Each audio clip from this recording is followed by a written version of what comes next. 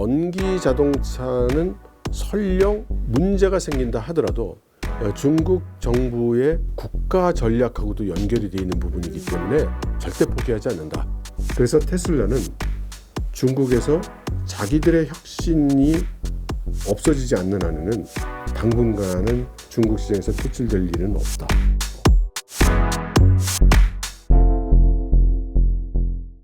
중국이 최근 딥시크 발표하면서 확 주목을 받았었는데 보면 뭐 AI, 전기차 이렇게 좀 눈에 띄는 좀 산업군들이 있더라고요. 이 중국의 이 산업군들 어떻게 보고 계세요? 일단 중국의 산업 정책은 큰 변화를 지금 겪고 있습니다. 그리고 우리가 오늘날 얘기하는 무슨 전기 자동차, 2차 전지, 무슨 태양광 패널, 중국에서는 신삼양이라고 하죠.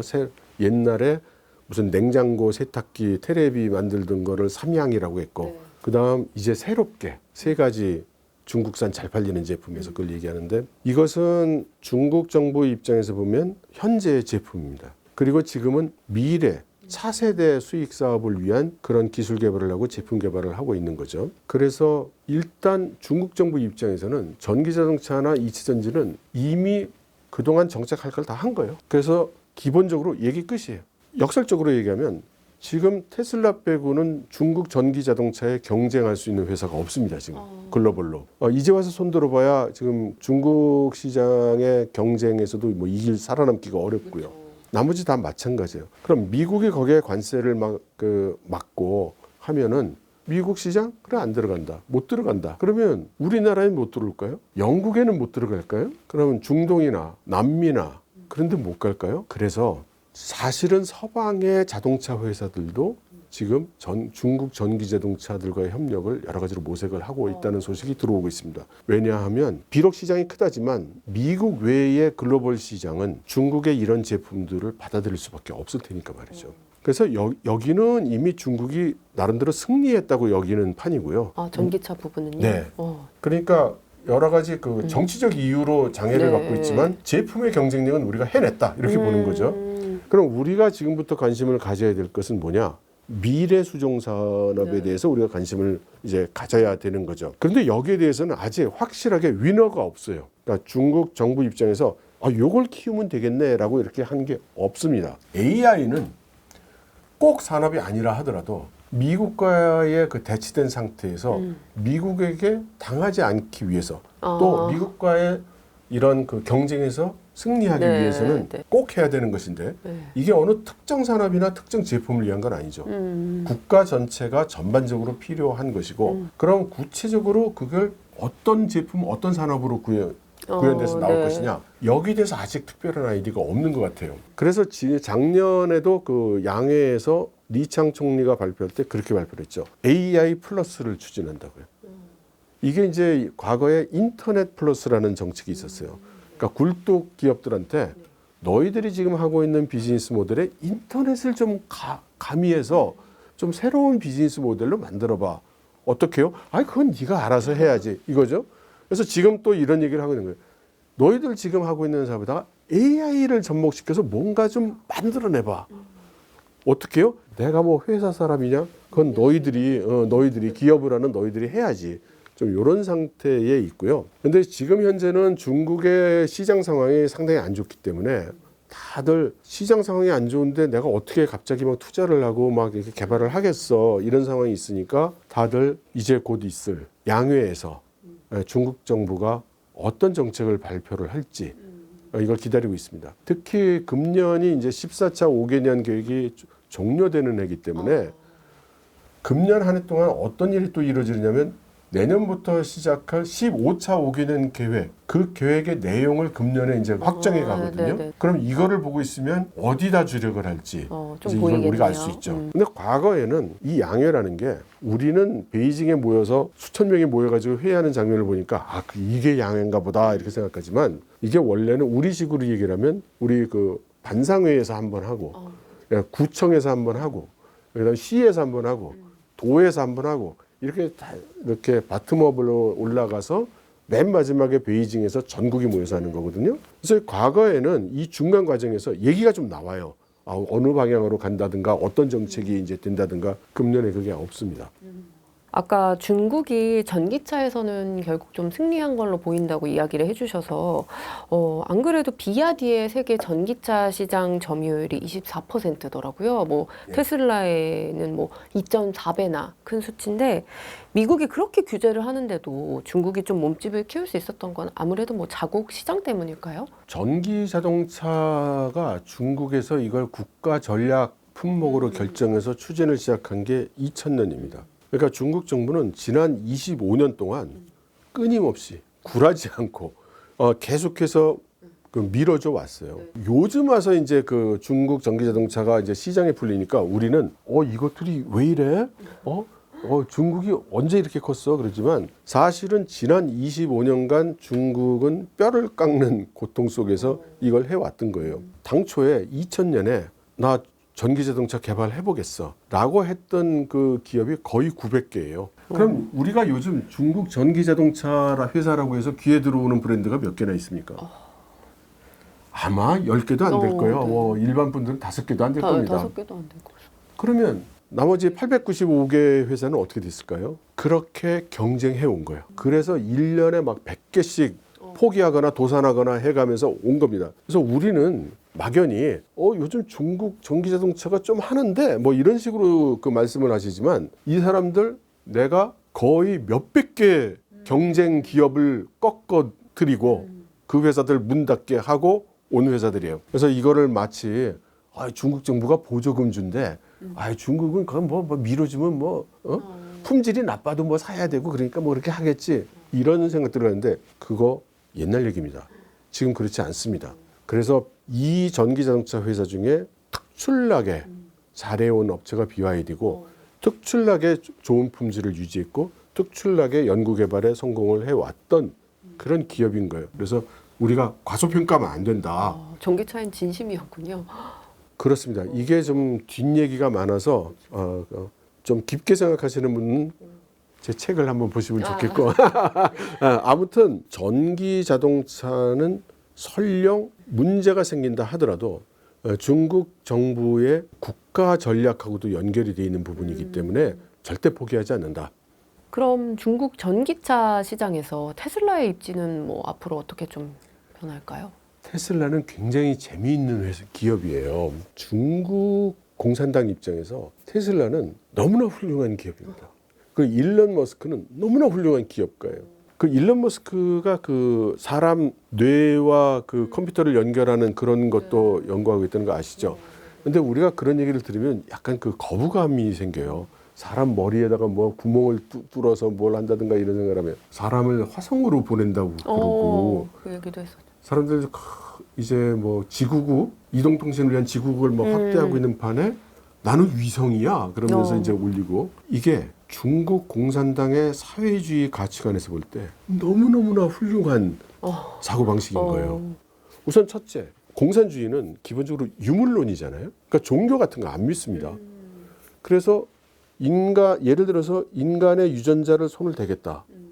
이거는 뭐 도덕적으로 윤리적으로 안 되는 일이지가 일반적인 우리의 그 반응인데 그런데 공산주의자의 입장에서 유물론자의 입장에서는 왜 안 돼? 이렇게 될 수 있죠. 실제로 중국 정부는 유전자 연구에 그 제한을 많이 풀었습니다. 이번에 바이오에서 중국의 기술이 좀 세계 수준에 비해서 좀 뒤처져 있기 때문에 이것을 따라가기 위해서는 특별한 수단이 필요하다고 생각해서 이제 그 규제도 풀었어요. 일론 머스크가 하고 있는 그런 행동들은 중국 공산주의 입장에서 볼 때 너무나 훌륭한 사고방식이다. 그래서 일론 머스크가 하고 있는 사업을 우리가 잘 배워야 된다. 그래서 절대 그 미국 기업이고 이렇게 물리체들 대상으로 보는 게 아니라 모셔다 놓고 막 옆에서 잘 배워가면서 보고 있다가 이번에 뭐 위성으로 통신한대. 야, 가서 어떻게 하는지 좀 배워와 알아와 해서 자기들도 그걸 쫓아가고 그런 거죠. 그래서 일론 머스크는 중국에서 특히 중국 공산당 입장에서는 굉장히 존중받는 기업가다. 그렇게 말씀드리고 싶습니다. 그럼 테슬라의 입지도 뭐 크게 변하진 않을 걸로 보세요? 그게 이제 두 가지로 생각을 해야 돼요. 테슬라의 그 자동차, 그러니까 지금까지 팔아왔던 자동차는 이제 중국이 많이 쫓아왔으니까 이제 경쟁의 압박을 크게 받고 있습니다. 근데 테슬라가 지금 FSD를 내놨잖아요. 완전 자율주행하겠다는 걸 내놨는데 여기에 대해서 중국 정부가 그 허가하겠다고 했죠. 근데 아직 실제로 허가는 안 했어요. 그리고서는 지금은 중국 기업들을 먼저 그걸 하게 해주고 있죠. 네, 그러니까 네, 네. 그러면 한번 생각해 보세요. 내가 이 테슬라나 무슨 스타링크나 이런 데서 배울 게 많아요. 근데 어떻게 배우겠어요? 제일 좋은 게 모셔오는 거예요. 그래서 테슬라가 그 상하이 근처에 기가 팩토리를 만들 때 중국 정부가 뭐 땅 공짜, 뭐 돈도 대줘, 뭐 각종 혜택을 다 줬죠. 그래서 모셔왔잖아요. 그럼 테슬라 입장에서는 안 갈 이유가 없는 거죠. 그럼 테슬라가 오면 테슬라만 옵니까? 테슬라 협력회사도 와야죠. 같이 오죠. 그럼 테슬라가 고용을 하면은 미국 사람 고용합니까? 중국 사람 고용합니까? 중국 사람. 어찌도. 그렇게 해서 몇 년 돌리면 중국 공산당 입장에서는 이 공장이 어떻게 돌아가는지, 어떤 제품을 누가 만들어서 납품을 하는지, 그렇죠. 거기서 기계는 무슨 기계를 쓰는지, 맞아요. 그걸 어떻게 돌리는지 다 알 수 있게 되는 거잖아요. 그러니까 다른 비즈니스도 이제 자율주행을 한대. 그러면 이렇게 쫓아내는 게 능사가 아니에요. 중국 정부 입장에서는 전 세계에 우리밖에 못한다 이런 건 지금 상황에서 생각하기 어렵고 이미 잘하는 데가 있으니까 그러면 테슬라가 자율주행하도록 내버리고 거기서 또 봐야죠. 옆에 두고. 그렇죠. 가까이서 네. 그렇게 하는 거구나. 그런 식으로 하는구나. 그런 장점이 있구나. 이렇게 해서 자기들이 배워 나가야 되는 거죠. 그래서 테슬라는 중국에서 자기들의 혁신이 없어지지 않는 한에는 당분간은 중국 시장에서 퇴출될 일은 없다. 중국 능력이 있기 공산당이 때문에. 중국에서 더 배우기 위해서 네. 이렇게 살려놓을 거다. 바이든부터 이어졌습니다만 트럼프도 중국의 반도체를 좀 압박하고 있거든요. 이런 분위기 속에서 사실 이런 미국의 중국 반도체 압박이 결국은 중국의 반도체 자립을 좀 이뤄지게 했다 이런 의견들도 있는데요. 중국의 반도체 사업 앞으로 좀 어떻게 흘러갈 것으로 보세요? 이제 바이든이 반도체를 제재하기 시작했을 때 중국 전체 과학기술계에 큰 충격을 줬습니다. 우리나라에서는 잘 못 느끼는데요. 중국에서는 이 반도체 기술 제재한 거에 대해서 국가 전체가 위기감을 가졌습니다. 그래서 중국 공산당은 이 반도체 기술에 국가에서 전략핵과 동일한 우선순위를 부여했고요. 거국 체제로 이 반도체 기술을 개발하겠다고 선언을 했고요. 그래서 소위 빅펀드라고 부르는 큰 돈을 모아서 반도체를 하겠다는 데면 막 돈을 주면서 많은 낭비가 있었지만 그렇게 지지를 했죠. 그리고 무엇보다도 저는 이쪽을 더 중요하게도 생각하는데요. 많은 중국의 젊은 엔지니어들 그리고 이공계 대학생들이 이 상황을 쳐다보면서 조국과 민족을 위해서 내가 기술 보국을 해야 되겠구나. 내가 반도체 기술을 개발을 해야 우리 우리나라가? 중국의 미래가 있겠구나. 그런 편인가요? 예, 지금 불타는 청년들이? 가슴으로 좀 어머. 이렇게 하고 있고, 그래서 어떻게 하냐면 중국 내에서 가장 반도체 전문가인 분을 모셔가지고 제일 좋은 공과대학이라는 칭화대학에다가 반도체 대학을 만들었어요. 그러니까 단과대학을 만들었어요. 반도체 학과가 아니고 반도체 대학을 만들고 만들었군요. 거기에 뭐 여러 과가 있는 거예요. 네네네. 그랬더니 얼마 안 있다가 베이징 대학에도 그걸 만들고 뭐 우한 대학에도 만들고 그래서 지금 중국의 반도체 관련 엔지니어라고 할 수 있는 반도체 학과 졸업생이 1년에 수십만 명이 나와요 지금.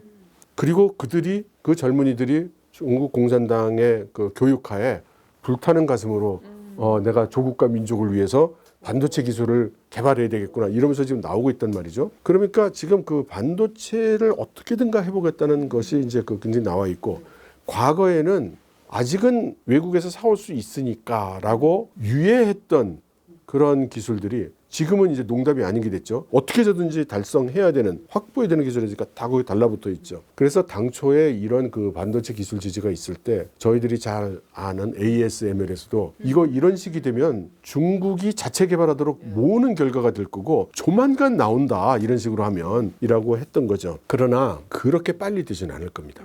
한번 생각해 보세요. 이 반도체 공급망을 생각해 보면 미국은 잘 얘기를 안 하지만 실제로 반도체 원천 기술을 가진 게 미국이거든요. 그리고 우리가 지금 뉴스만 보고 있으면 뭐 2나노, 3나노 만드는 TSMC가 정말 대단하게 느껴지지만 TSMC가 만들 반도체를 설계해서 넘겨주는 회사들이 누굽니까? 그게 무슨 애플이니 뭐 엔비디아니 다 미국 회사예요. 그래서 반도체 공급망의 부가가치를 보면 70% 정도가 반도체 생산 이전에 설계하고 그거 가져다 쓰는 사람들이 70%의 부가가치를 이미 가져가는데 이게 미국이고 실제로 이제 그 닦고 조이고 기름쳐서 이렇게 제품으로 칩을 만들어내는 과정이 이제 30% 남는데 여기를 지금 제재하고 두들기고 있는 거죠. 그럼 중국 입장에서 생각을 해보면 이 앞에 기술이 사실 없는 거예요. 일단 제조도 없지만 부족하지만 그래서 이거 전체를 다 가져오려고 생각하면 아직 시간이 멀었다. 그리고 이 반도체 공급망은 단계마다 전 세계에서 넘버1 아니면 넘버2 정도나 거기 공급을 하는 거거든요. 그러니까 해당되는 국가가 분산돼 있어요. 뭐 미국이 있어야 되고 그럼 예를 들어 아까 말씀드린 ASML 같은 경우도 네덜란드 기업이지만 그 ASML의 장비의 또 핵심 부품은 독일에서 만드는 거고 그걸 가공하는 데 필요한 여러 가지 소재라고 할까요? 소모품은 일본에서 공급하는 거고 그러니까 이 전체를 장악할 수 있는 능력은 현재로서는 미국이고 중국이 이걸 그럼 전부 다 대체할 수 있느냐? 그건 시간이 한참 걸린다고 봐야 되겠죠. 다른 나라의 기술 발전 속도와는 달리 중국의 기술 발전 속도는 지금 굉장히 빠르죠. 우리나라로 치면 한 2배는 될 거예요. 한 30년 경력자 정도 되는 거예요. 이 사람 경험이. 중국은 문화가 나이차, 성별차 이런 거 안 따집니다. 그래서 같이 그냥 한밥솥 먹는 그런 평등의 분위기거든요.